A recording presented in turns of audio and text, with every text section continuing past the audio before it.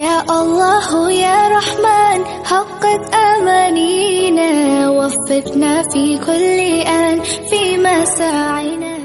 پیارے ناظرین، آج کی اس ویڈیو میں ہم آپ کے سامنے حضرت امام حسین رضی اللہ تعالی عنہ کے لخت جگر حضرت علی اکبر رضی اللہ تعالی عنہ کی شہادت کا واقعہ پیش کرنے والے ہیں، لہٰذا آپ سبھی ناظرین سے گزارش ہے کہ آپ ویڈیو کو اینڈ تک ضرور دیکھیں اور پسند آنے کی صورت میں ویڈیو کو لائک کریں، چینل کو سبسکرائب کریں اور اپنے دوستوں کے ساتھ شیئر بھی کریں۔ دوستو، کربلا کی سرزمین ہے، 10 محرم الحرام کا دن ہے، ایک ایک کر کے امام حسین کے خیمے والے شہادت کا جام نوش کرتے جا رہے ہیں، اور اب حضرت امام حسین رضی اللہ تعالیٰ عنہ کے سامنے آپ کے لخت جگر، نور نظر، ہم شکل پیمبر حضرت علی اکبر رضی اللہ تعالیٰ عنہ کھڑے ہیں اور میدان جنگ میں جانے کی اجازت طلب کر رہے ہیں۔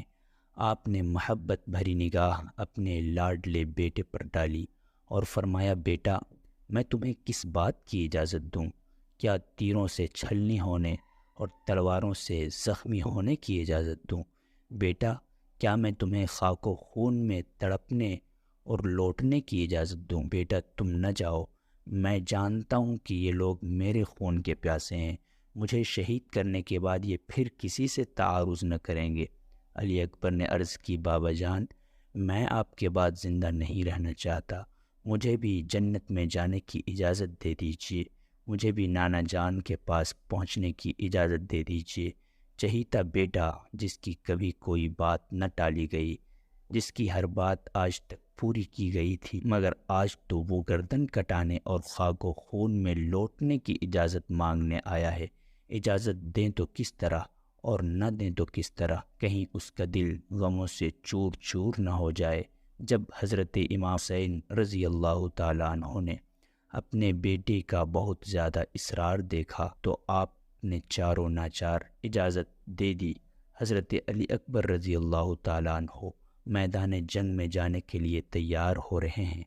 امام عالی مقام خود اپنے بیٹے کو گھوڑے پر سوار کر رہے ہیں، آپ نے ہتھیار اپنے مبارک ہاتھوں سے انہیں دی ہے۔ امام حسین نے اپنے ہاتھوں سے آپ کے سر پر فولادی ٹوپی رکھی، کمر پر پٹکا باندھا، گردن میں تلوار لٹکائی اور نیزہ اپنے ہاتھوں سے ان کے ہاتھ میں دیا۔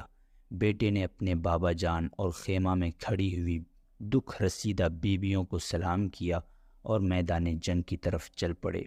18 سال کا یہ حسین جوان، جس کا چمکتا چہرہ آقائے دو عالم صلی اللہ تعالی علیہ وسلم کے جمال جہاں آرا کا خطبہ پڑھ رہا تھا، جس کے چہرے کی چمک میں حبیب کبریا صلی اللہ تعالی علیہ وسلم کا حسن جھلک رہا تھا، میدان کارزار میں پہنچ جاتا ہے، اور شیر خدا کے شیر نے دشمن کی لشکروں کی طرف ایک نظر دوڑائی اور ذوالفقار حیدری کو چمکاتے ہوئے آپ نے دشمنوں کو للکارتے ہوئے یہ کہا، اے یزیدیو، جان لو کہ میں علی اکبر ہوں، میرے باپ کا نام حسین ہے جو فاتح خیبر علی حیدر کے نور نظر ہیں، اور کان کھول کر سن لو کہ ہم اہل بیت رسالت ہیں، اللہ کے پیارے رسول سے ساری دنیا میں ہم سے زیادہ کوئی قریبی نہیں ہے۔ شہزادہ علی وقار نے جس وقت یہ کہا ہوگا، میدان کربلا کا ذرہ ذرہ اور کوفہ کے ریگستان کا چپا چپا کانپ گیا ہوگا، مگر یزیدی جن کا دل پتھر سے زیادہ سخت ہو چکا تھا، انہوں نے کوئی اثر نہ لیا اور ان کا سینہ اہل بیت نبوت کی کینہ سے پاک نہ ہوا۔ پھر آپ نے فرمایا، اے ظالمو، اگر تم اولاد رسول کے خون کے پیاسے ہو تو جو شخص تم میں سے بہادر ہے اسے میدان میں بھیجو، اگر تمہیں شیر خدا کے شیروں کی طاقت کو دیکھنا ہے تو میرے مقابلہ میں آؤ۔ مگر کس کی ہمت تھی کہ آگے بڑھتا، کس کے دل میں طاقت تھی کہ تنہا اس شیر کے مقابلے میں آتا؟ جب آپ نے بار بار للکارا اور بار بار کی للکار کے باوجود کوئی بھی مقابلے میں نہیں آیا تو آپ نے خود ہی آگے بڑھ کر دشمنوں کی صفوں پر حملہ کر دیا، اور جس طرف آپ رخ کرتے گئے یزیدی لشکر کائی کی طرح پھٹتا چلا گیا۔ ایک ایک وار میں کئی کئی بہادروں کو آپ نے گرا دیا، کبھی لشکر کے داہنے حصے پر حملہ کرتے تو اسے بکھیر کر رکھ دیتے، کبھی پلٹ کر فوج کے بائیں حصے پر حملہ کرتے تو اس کی صفوں کو درہم برہم کر ڈالتے، کبھی بیچ لشکر میں حملہ کرتے اور بہادری کے ایسے جوہر دکھائے کہ لاشوں کے انبار لگ گئے۔ ہر طرف شور اٹھا، بڑے بڑے سورما اور بہادر ہمت ہا گئے۔ ہاشمی شیر کا حملہ نہیں تھا، بلکہ یہ اللہ کے قہر کا عذاب تھا جو یزیدیوں پر نازل ہو گیا تھا۔ تیز دھوپ اور تپتے ہوئے ریگستان میں لڑتے لڑتے جب پیاس سے بے قرار ہو گئے تو آپ پلٹ کر حضرت امام عالی مقام کی خدمت میں حاضر ہوئے اور عرض کی، ابا جان، پیاس بڑی زور کی لگی ہے، اگر پانی کا ایک پیالہ مل جائے تو میں ان سب کو موت کے گھاٹ اتار دوں۔ شفیق باپ نے اپنے عزیز بیٹے کی پیاس دیکھی، مگر یہاں پانی کہاں تھا کہ اس پیاسے کو پلایا جاتا۔ دستے شفقت سے اپنے لاڈلے بیٹے کے چہرے پر لگی ہوئی گرد و غبار کو صاف کرتے ہیں اور اپنی انگوٹھی انہیں دے کر کہتے ہیں کہ اسے منہ میں رکھ لو، اور فرماتے ہیں کہ بیٹا، اب تمہاری سیرابی کا وقت بہت نزدیک آ گیا ہے، ان قریب تم نانا جان کے مبارک ہاتھوں سے کوثر کا ایسا جام پیو گے کہ اس کے بعد پھر تمہیں کبھی پیاس نہیں ستائے گی۔ باپ کی تسلی سے تھوڑی سی تسکین پا کر آپ پھر سے میدان جنگ میں پہنچ گئے اور دشمنوں کو پھر سے مقابلے کے لیے آپ نے پکارا کہ ہے کوئی جو میرے سامنے آئے۔ عمر بن سعد نے طارق بن شیس پہلوان سے کہا، بڑے شرم کی بات ہے، ایک نوجوان اکیلا میدان میں ہے اور تم ہزاروں کی تعداد میں ہو۔ اس نے پہلی مرتبہ وينك من غيابك بدي شيء نظر عيني، وينك يا فجر الله تهل يمتى تضويني۔ کر رہا ہے، مگر تم میں سے کسی کو ہمت نہیں ہے اس کے مقابلے کی۔ افسوس ہے تمہاری بہادری پر۔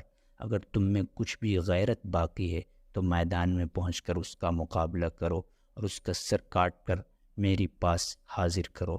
تم نے اگر یہ کام انجام دے دیا تو میں وعدہ کرتا ہوں کہ عبید اللہ ابن زیاد سے تمہیں موصل کی گورنری دلا دوں گا۔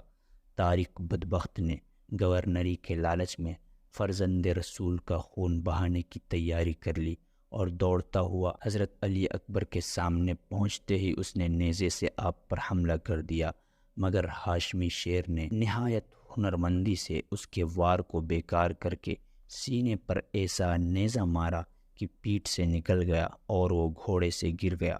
شہزادے نے اس کو روند ڈالا۔ طارق کے بیٹے عمر بن طارق نے جب اپنے باپ کو اس طرح قتل ہوتے دیکھا تو وہ غصے سے آگ بگولا ہو گیا اور دوڑ کر حضرت علی اکبر پر حملہ کر دیا، لیکن شہزادے نے ایک ہی وار میں اس کا بھی کام تمام کر دیا۔ اب طارق کا دوسرا بیٹا طلحہ ابن طارق اپنے باپ اور بھائی کا بدلہ لینے کے لیے شہزادہ حسین پر ٹوٹ پڑا، مگر حضرت علی اکبر نے اسے بھی موت کے گھاٹ اتار دیا۔ شہزادے کی ہیبت سے پورا یزیدی لشکر تھرا کر رہ گیا۔ ابن سعد نے ایک مشہور بہادر مصرع بن غالب کو مقابلے کے لیے بھیجا۔ وہ نیزہ تان کر حملہ کرنا ہی چاہتا تھا کہ آپ نے اس کے نیزہ کو تلوار سے 2 ٹکڑے کر دیا اور پھر اس کے سر پر ایسی تلوار ماری کہ وہ 2 ٹکڑے ہو کر خود زمین پر گر پڑا۔ اب کسی میں ہمت نہ رہی کہ وہ تنہا ہاشمی شیر کے مقابلے میں آتا۔ آخرکار ابن سعد نے محکم بن طفیل کو 1000 سواروں کے ساتھ اچانک اور ایک ساتھ حملہ کرنے کے لیے بھیجا۔ ان بدبختوں نے آپ کو چاروں طرف سے گھیر کر حملہ کرنا شروع کر دیا۔